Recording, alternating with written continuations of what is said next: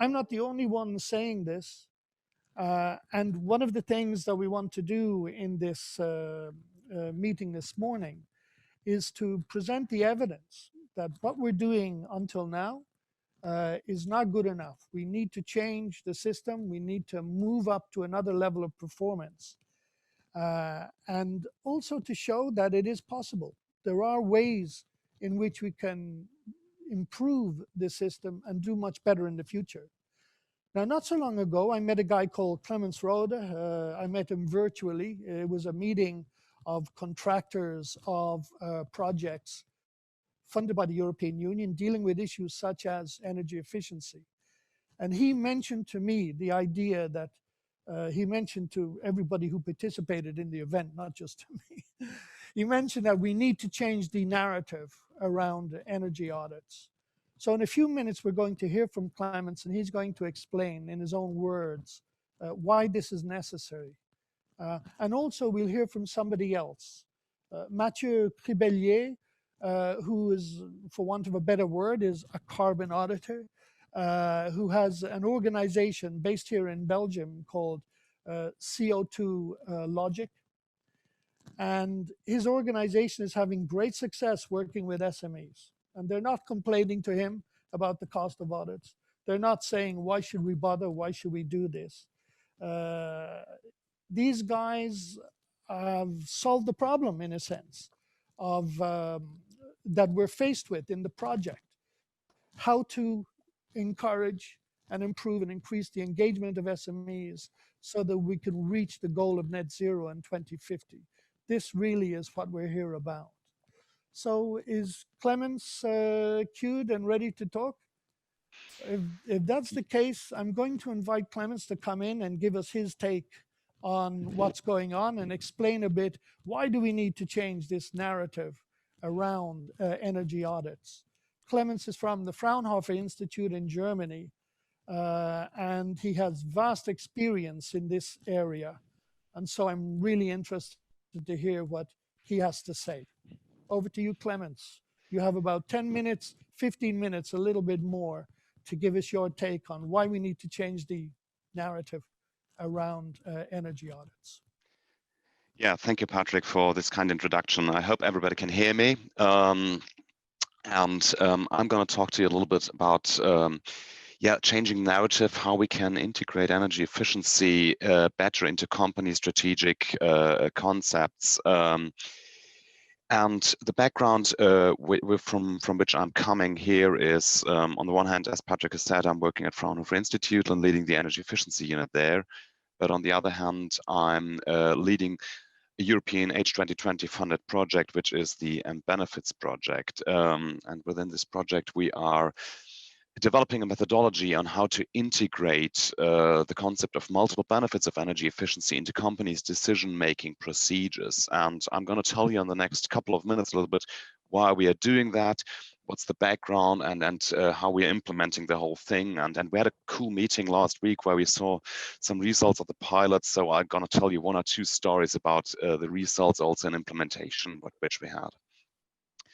But the starting point of our project was the major question, and the question I think everybody in the room here, in the virtual room, is asking themselves always is, it's why aren't companies investing finally in energy efficiency?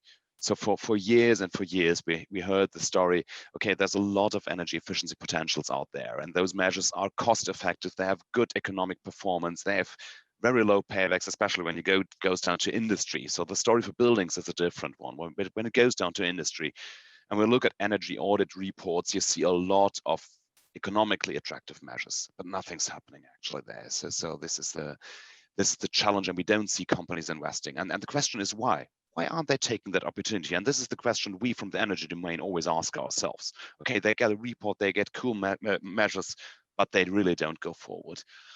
And the main barrier which hampers the implementation of those energy efficiency measures is that energy efficiency is actually not considered strategic by a company. And we've seen the topic and the slide by Patrick before. on the topic of energy costs. Energy costs are not a major driver for companies. So when they talk about cost reduction, they talk about labor costs, they talk about material costs. But energy costs for most companies, and especially for SMEs, usually don't play a big role in their decision-making procedures. And so we have that focus of the energy people who focus on energy savings, and they see in their view those great opportunities. But on the other hand, we have the strategic and operational level of companies, and they have other ideas because they don't think about energy costs. They don't think about so much about bringing those marginal cost category down, but they think about the strategic impacts for their company. So how can we increase the value proposition to our customers? That's the question they ask themselves. And cost is only one brick in their decision-making process. And so we have this cultural disconnect of energy people, energy engineers who focus on energy savings, costs, payback, and so on. And on the other hand, we have the strategic levels of the top management and also the operational level with their focus, and they ask themselves, okay, what's when I should invest in a project, what's in for me? What are the strategic impacts of those projects for the company? And to achieve this, we have to ask ourselves, okay, what's the company actually doing? What's the major purpose of the company? What's the value proposition? What they are selling? And this cultural disconnect that usually energy engineers do not really understand this connect. And on the other hand, the decision-making people are asking themselves exactly that question. This disconnect has to be bridged somehow. And this is the starting point of our multiple benefits project, where we try to somehow gap that bridge and change somehow the classical narrative of energy efficiency projects to a new one. And as I said before, the classical narrative is we have an energy efficiency product identified in an energy audit, and we focus on energy savings, and we say somehow this project will generate a return on invest in a very short time, and you will make a profit on that. It's a profitable project, so invest in that. And there, as a company owner, I'm going to ask myself, yeah, but why should I do that? There's other good things I can do with the money in my company. So this project is competing with other projects which might have a higher strategic impact. And this is where our multiple benefits approach actually starts. So our multiple benefits approach does not only look at the energy properties of a project, but we really start in our analysis as a first step, and we look at the value proposition of the company, what does the company provide for the customers? And then we really analyze what the project, the energy efficiency project, can contribute to this value proposition. How this project also can reduce risks for the company, because this is another important driver for companies to invest, reduce their risks. And then in the end, we also look at other cost reductions, and among them also energy cost reductions. So what we are doing is actually turning the whole thing upside down, and we're changing the narrative of energy efficiency projects, and we make them from energy efficiency projects, we change them from energy efficiency projects to strategic projects for the company.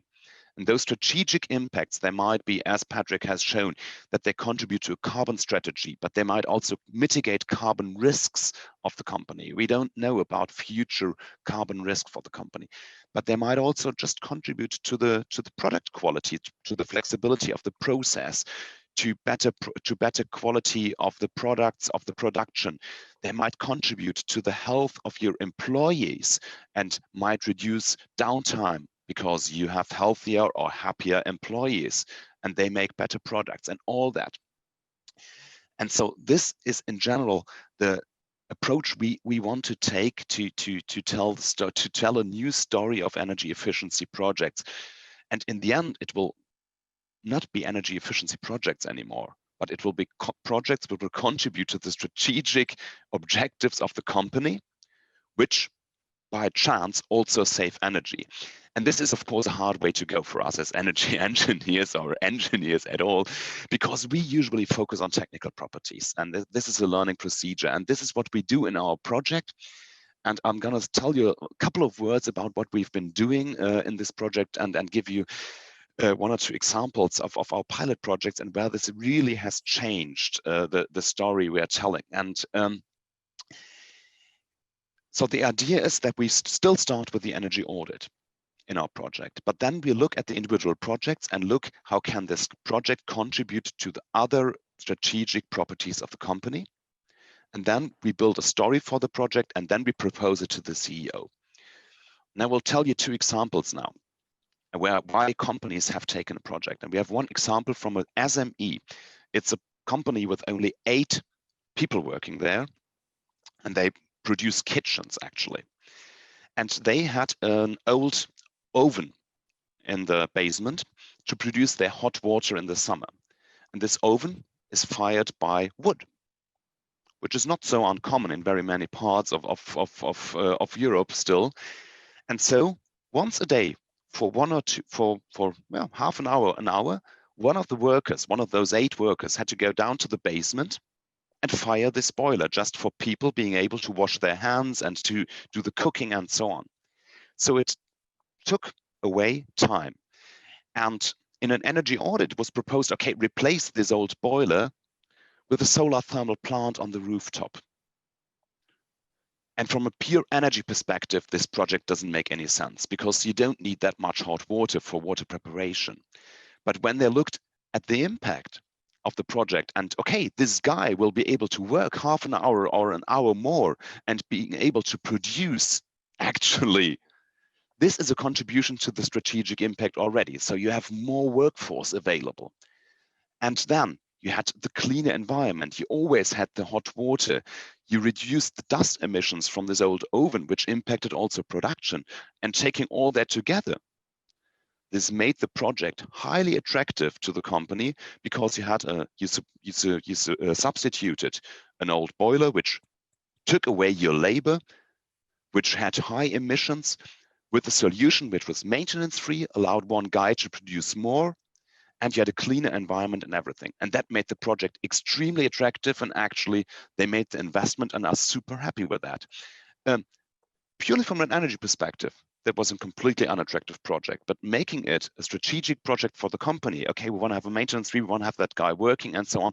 And then now they can tell also to their customers the story that they now have a carbon-free energy production in the summer, at least. In the winter, they still have to heat, and they're working on that now with other solutions. And also they learned now something about their potentials, and now they're looking at new potentials in the company, and also, yeah, the attitude changed in this company. Another example I want to share with you is at the other range. So it's not SMEs, and I know it's about SMEs today, but anyway, it was about a big company who also took part in our project. And they started also with the energy audit and so on. And our methodology really makes people talk to other departments, because if you want to value and evaluate multiple benefits of a project, you need to talk to people. And in the end, they also implemented the project. But the major finding, what the company said, okay, the value this approach actually had is that people from the different departments are now talking to each other, and they learned what they can do when they develop projects together. And we saw that a project which might not be interesting if we only look at it from the energy perspective, or from the maintenance perspective, or from the operation perspective, it becomes a super interesting project when people now sit together at one table and see, okay, this has benefits for all of us. This really is a strategic project for us. And they said this approach is not interesting because we're able to implement energy efficiency projects in the end. We might do, but the major impact for us is people are talking to each other and developing new projects and ideas. And this is also then, as a co-benefit, driving energy efficiency. And those 2 examples show very good, I think, that we need to come out of our energy comfort zone somehow and try to communicate in a way that decision makers in company understand. And they do not care about energy cost reduction. They care about mitigated risks for their business, because that's something they understand. They care about the value proposition to the customers, because that's something I understand. They want to sell the product. The company is not there to reduce costs. There are even companies who don't care about costs because they produce high value products. And the marginal energy cost and the marginal energy cost reduction is just irrelevant for them. But if you can show other benefits, that adds to the value proposition. And in the end, costs are also an issue, but costs usually are an overestimated issue in decision-making procedures in companies.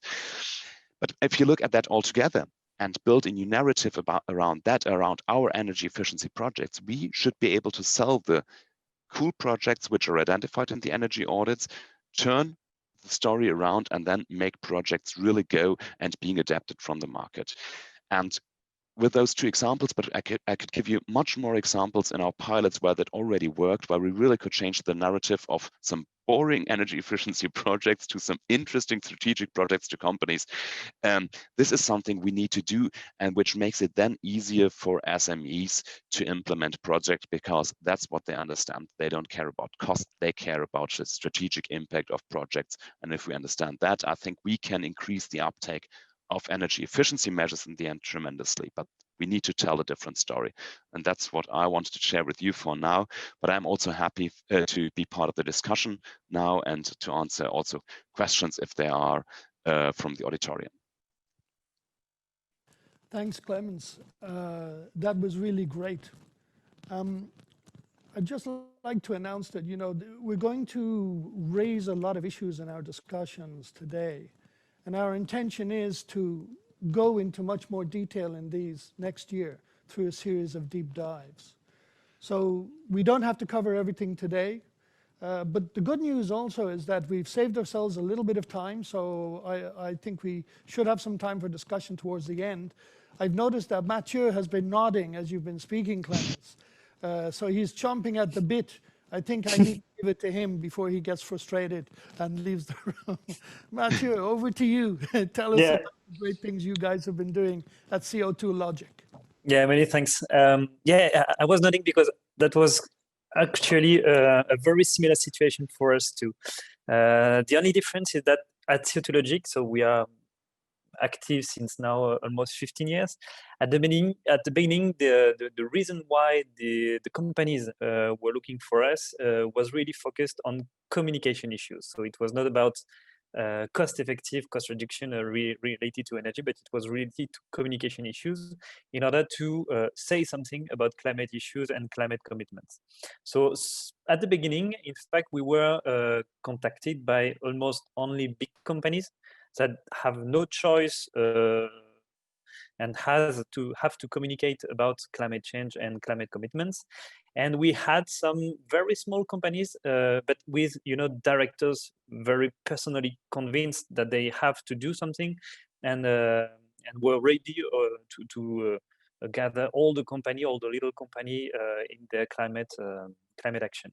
And since few years now, we have noticed a very difference now related to the reasons why the companies are more and more committed into climate actions, and we have indeed more and more SMEs that are contacting us. So the reason behind is that indeed we are not talking now about only communication. We are talking about wider issues. So there is clearly now a scientific reality that helps to convince people and convince companies that it's not something that is going to change within a few years. That's something that is here for long-term perspective, and we have to do something about that. We are more and more citizens that are aware about the fact that they have to do something, and you have a European Commission barometer that is published every 2 or 3 years, and that shows that climate change is now more and more seen as a major issue to be tackled inside EU. And we are not talking about only economy, about terrorism, about health, but climate change is a major issue too. So these two elements were already more or less present at the beginning, but now we are noticing that more and more investors are increasingly interested in the risk and opportunities related to climate change. So we have talked about the carbon disclosure project at the beginning, and that's exactly that. So investors are gathered together in order to assess the carbon performance of their suppliers now, and about the companies where they're going to invest, and they want to know how mature the companies are related to this perspective. But you have other dimensions that are directly impacted by climate change now in a SME or in a big company. You have all the human resources department now that is directly impacted because they have already seen that the youth has understood that they will be directly impacted by climate change. This is a reality for them.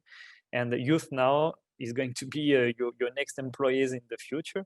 And they want to, in the companies, they see that they have to do something to tell something to these people related to their climate ambition. And not only youth, but you have actually the existing employees are more and more asking internally to commit to climate change. We have some example as like Amazon, for example, 2 years ago, you had thousands of Amazon employees that asked directly the company to adopt a climate change plan. So that was really from the internal side that the pressure came, and they have to do something about that. And you have other dimensions like the marketing dimension. You have customers that valorize more and more the low carbon or the CO2 neutral products and services. You have EcoVadis, for example, that exists in France. You have CO2 Prestatielader that exists in Netherlands and is going to be experienced in Belgium next year. So that's something that is really raising more and more. And what we see now is that, in fact, we are not talking about communication anymore. We are talking about strategy.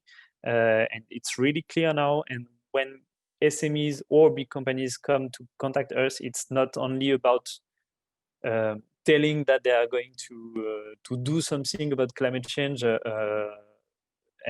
just a little action in order to say something, but it's really now a credible strategy to design, and not only for 1 year. It's something that is now for multiple years, and they have many ways to do that, and we are here to assist them in that.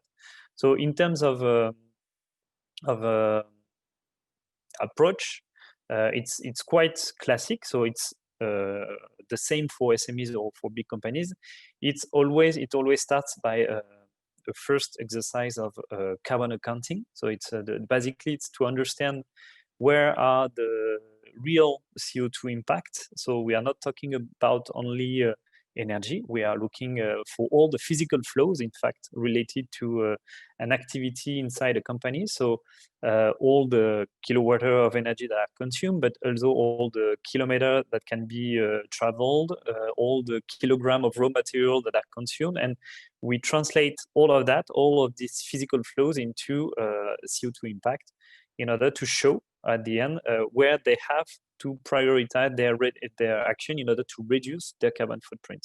So we are not really focused on economical accounting, financial accounting. So it's a really another way to count. So it's an extra financial accounting, and here it's carbon accounting. And so at the beginning, it's always difficult. The first exercise is always difficult because for SMEs, as for big companies, they do know well all the euros data, but when we are asking for a kilowatt hour, sometimes with the invoices it's okay, but when we are talking about kilometers, kilograms, and so on, that becomes sometimes quite complex. So the first exercise is really focused on raising awareness about the importance to monitor all this data. We are not talking too much about ambitious reduction action. So it's something more for the second and third year. But for the first one, we are really focused on that. It's a way to provide to us a first order of their climate impact in terms of magnitude.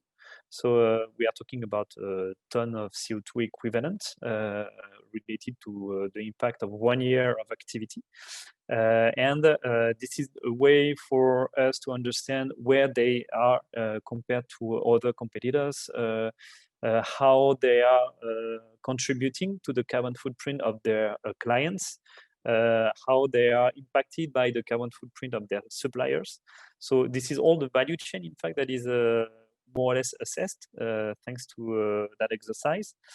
And this is also a way to explain them how to be efficient in order to reduce the carbon footprint. So sometimes you could have some idea at the beginning that if you do something about the paper and you're going to sort a bit better your waste, you are going to almost save the earth. And when we do the reality, the real accounting, we can show them that in fact in a quantified way, the reality is more focused on energy, is more focused on car fleet, for example, is more focused on suppliers related to raw material, and this is a way to at the end design a carbon reduction plan that is more effective. Then there is another dynamic that is more about setting targets regarding reduction, how they have to be ambitious in order to, let's say, credible in their climate action. And we discuss about carbon neutrality too. So here we are talking about getting CO2 neutral. That means, in fact, that they have put all the means to be credible in their internal carbon reduction. And then there is an opportunity, in fact, to support more globally projects that are going to avoid or to sequestrate CO2 in a way or in another way, but through credible and certified projects. And here it's a way at the end to reach a balance between what has been emitted and what has been reduced or avoided or sequestrated internally and globally. And we suggest that approach in order to be effective, because in fact we have the possibility also to show them that getting CO2 neutral, in fact, is a very cost-effective way, because all the CO2 emission that you are emitting today is going to have an impact in the future. And there are some economical studies that show that for 1 ton of CO2 that you are emitting today, future generations are going to pay a bill of around 400 euros per ton of CO2. So that's huge. And and there is a big uncertainty about that number, but at least it provides a magnitude of the impact. And you can today reduce internally and globally your CO2 emissions for far less than that. So a ton of CO2 that you buy to support a project, internal project, it's around 10 euros per ton, maybe 20, it can be even 5. So it depends on the projects, of how you are going to avoid or to sequestrate the CO2 emission, but it's really less than that. So it's really effective, in fact, to have this extensive responsibility to reach a balance in a global way, instead of just emitting your CO2 emissions and waiting for the future generations to pay for that. So that's basically the approach.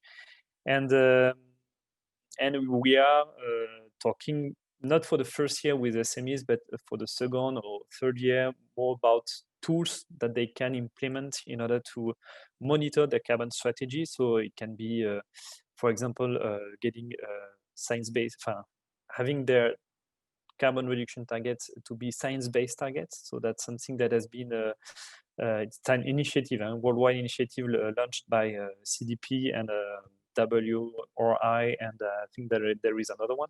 And so SBT is for science-based target, and it's a way to, in fact, validate the ambition of your targets in a neutral way. So that there is a scientific committee that is going to just analyze how you are going to reach your target and what is your target, and are they online with in line with the Paris Agreement ambition. So you are it's not only telling that within 10 years you are going to reduce by 10% your carbon reduction. It's really something that has to be aligned with the Paris Agreement ambition, and that's quite important. And there is a clear dynamic, even for SMEs, to go to this science-based target initiative. And there is a specific one for SMEs, SBT for SMEs. If you put that on Google, you can have extra information related to that. We can speak about implementing an internal carbon price sometimes. So it's a voluntary one, just to valorize inside a company what should be, what could be the impact related to all the CO2 emissions. And sometimes we can also discuss about the extension of the carbon footprint accounting, because there are several scopes to be taken into account. At the beginning, it's something that is very focused on the direct activities, but more and more when they are getting mature, companies are willing to understand a bit better all the scopes that are indirectly impacted by their activities in terms of carbon emissions too.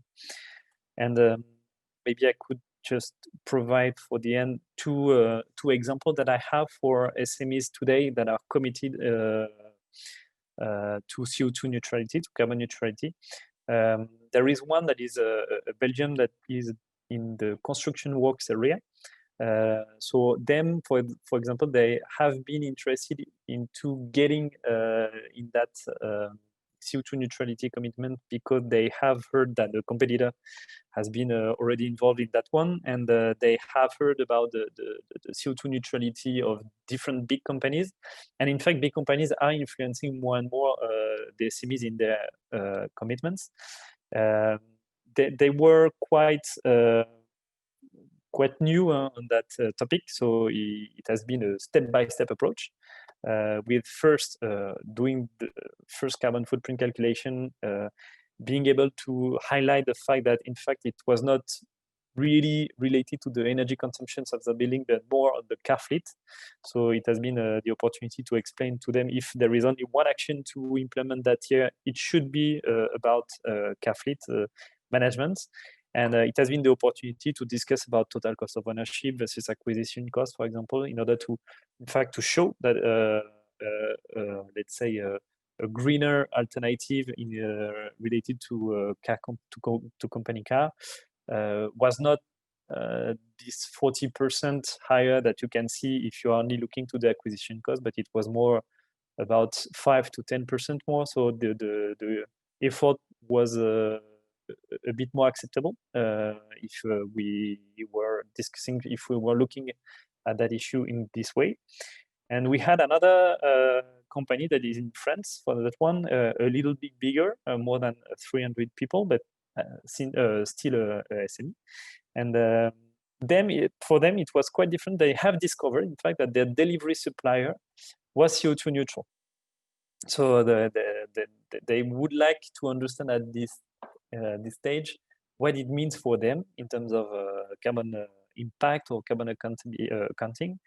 And so they have asked to perform a first carbon footprint, and we have in fact performed a double exercise, one for the real carbon footprint without taking into account any offsetting from the suppliers, and then another accounting in order to understand what they will have to offset, so to globally reduce or sequestrate in order to reach their CO2 neutrality themselves, and taking into account the fact that some of their CO2 emissions were already offset by suppliers. So it was really interesting for their supplier to put this argument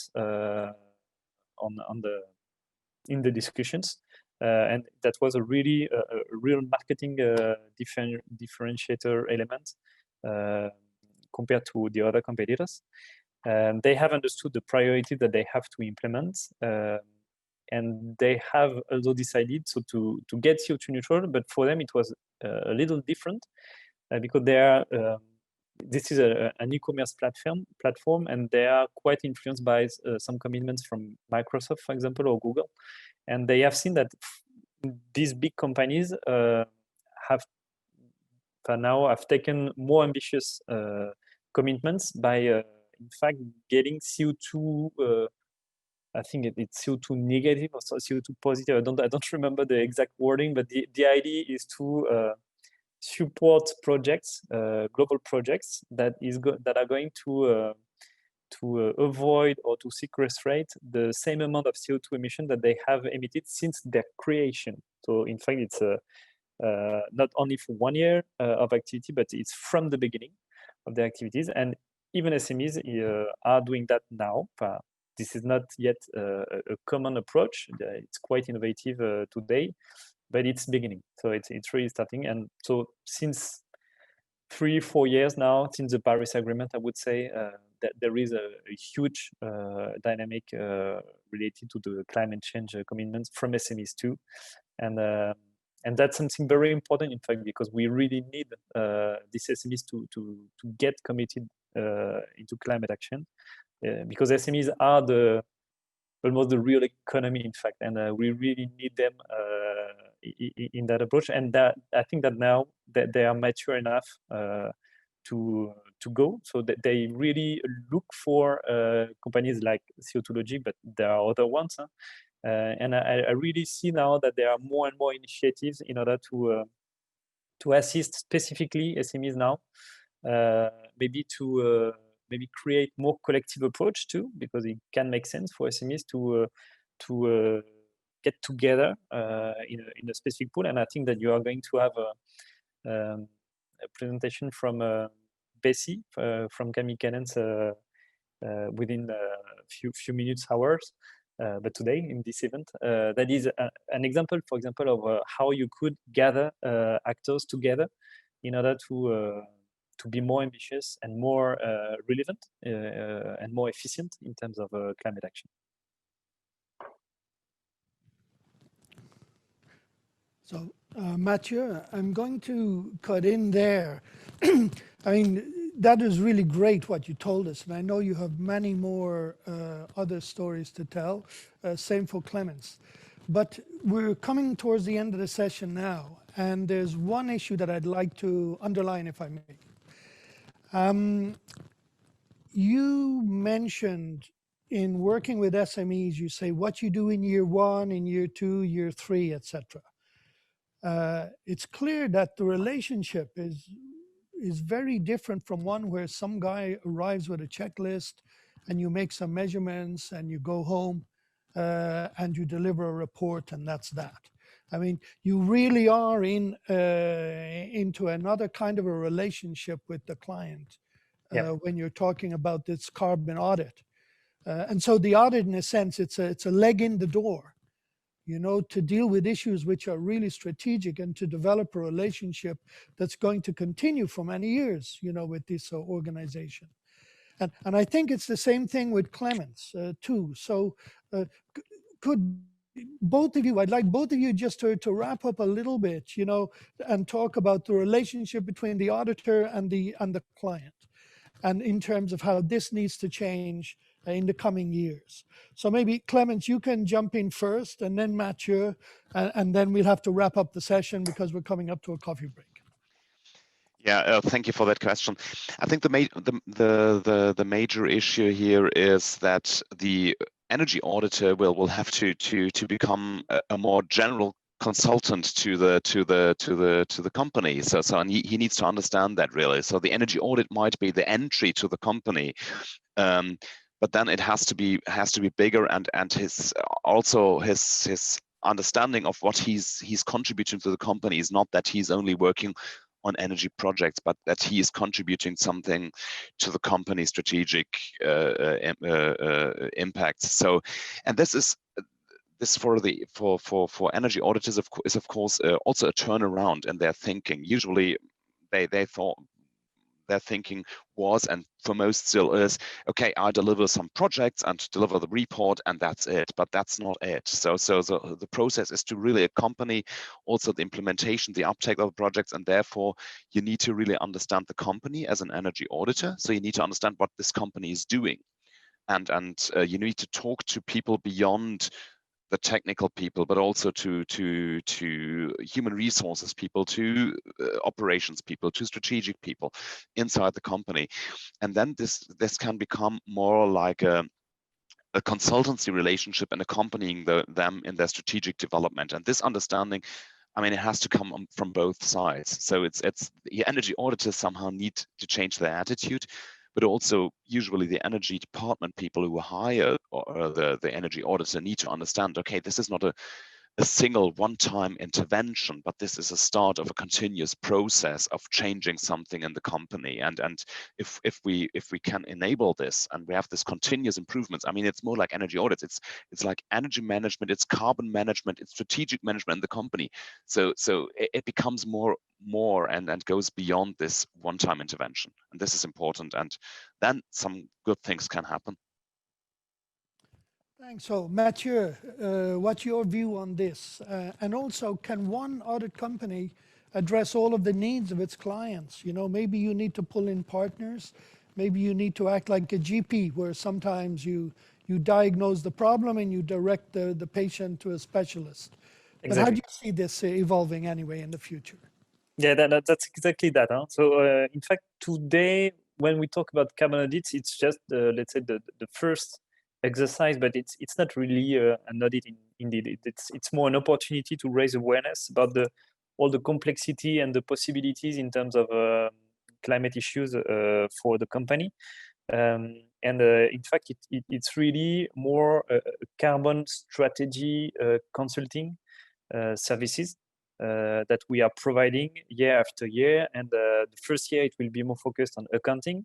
The second year will be more focused on with comparison between the first year and the second year, and to talk about regarding the evolution of the sector, about targets, about benchmark with the competitors, and about actions. So regarding actions, indeed, we cannot be a specialist of everything. So sometimes for some companies, the priority will be more on energy, and we are not performing energy audits. We are just calculating the CO2 impact related to the energy consumptions. But then if you really want to understand how far you can go to reduce your energy bills, you need to perform these energy audits that are really more detailed. But it can be also related to car fleet, as I said before. It can be related to homework commuting. It can be related to business travel. So in a pre or post-COVID world, let's say. It can be related to IT services too. So we cannot be a specialist of all of that. So after that, we need indeed to have a partner from the existing partner from the company, or a partner that we can suggest at least. But we are not directly linked to only one partner. There is no exclusivity related to that, fortunately.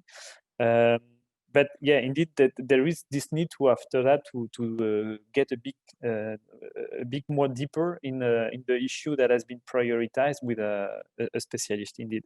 But we have now clients that we are assisting since more than 10 years. So every year we are performing the calculation, but then all the consulting services now are more focused on understanding how it has been involved, why it has involved in that way, what is the performance in comparison to the sector, how to get more and more ambitious, because as you said at the beginning, we are not doing enough for the moment. So at the beginning, there was one ambition, but it needs to be upgraded year after year in order to tackle with all the necessary efforts in order to solve this climate issue. Just one final remark, and coming back to the whole issue of the European Energy Efficiency Directive. The legislation requires large companies to do an audit at least every 4 years. And so this is very far away from what you prescribe, which is an ongoing relationship and a situation where you do the accounting on an annual basis, like the same as you do financial accounting. So it seems to me that the expected impact from the EED approach, it's very hard to expect any kind of a serious impact, because if you do an audit and then come back in 4 or 5 years' time, so much water has gone under the bridge, there's very unlikely to be any memory within the organization and any continuity of action or strategy from one year to the other.